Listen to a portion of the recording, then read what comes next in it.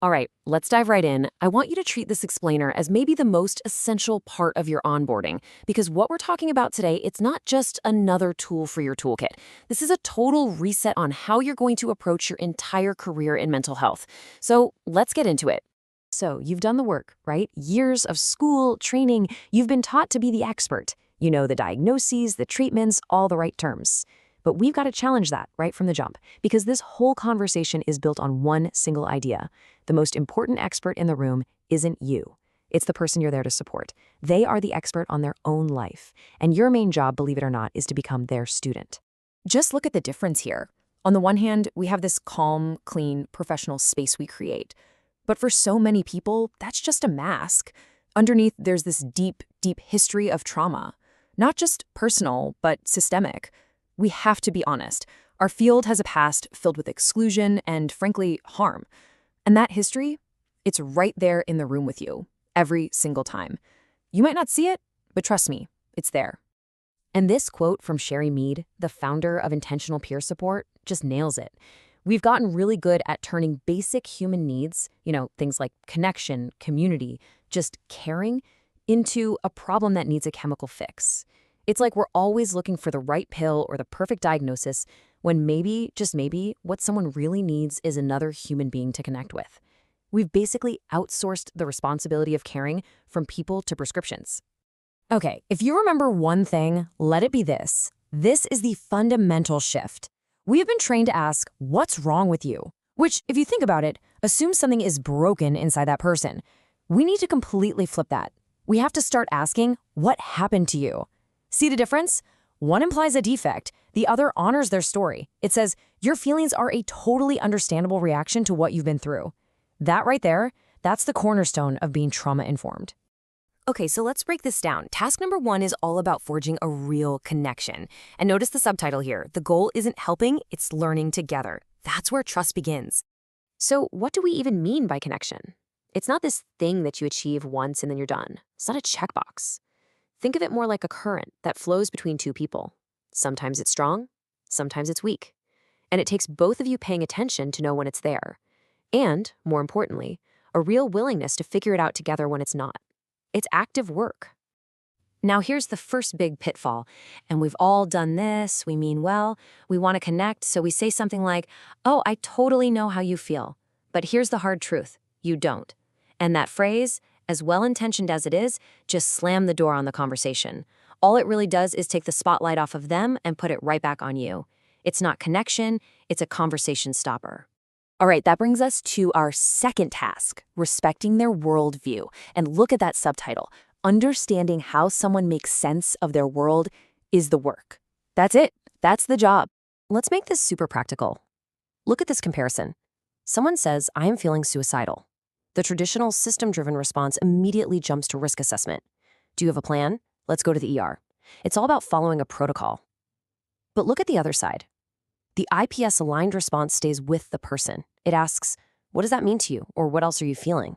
You see, it's not about jumping to a solution. It's about trying to understand their reality in that moment. It's the difference between managing risk and building a relationship.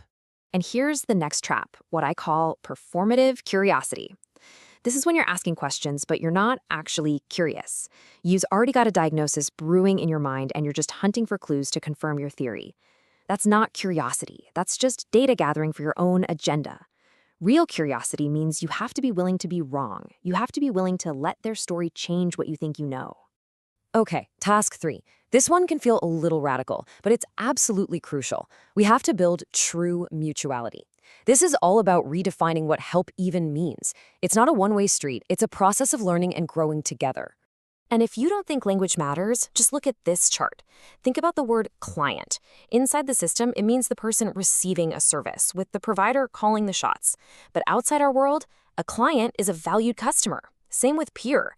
Inside, it can just mean another person getting services. Outside, it means an equal.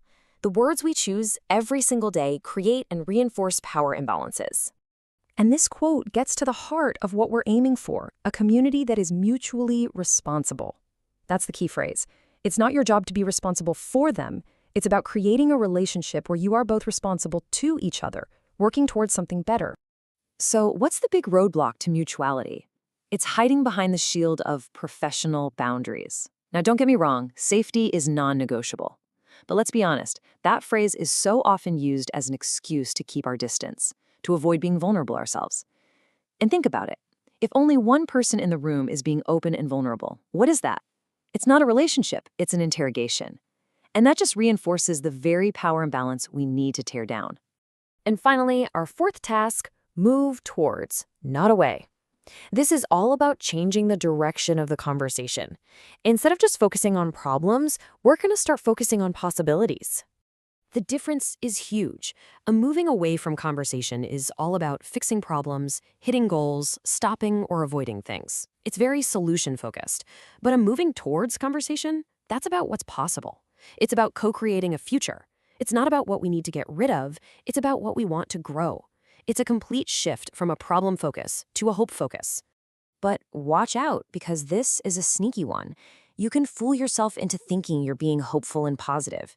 But if you're just nudging someone towards your definition of a good outcome, that's not co-creation.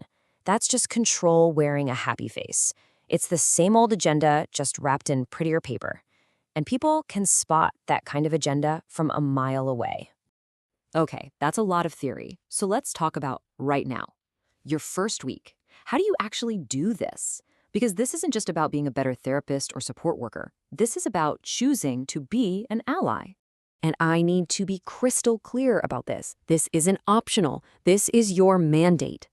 Not doing this, it's not a neutral choice.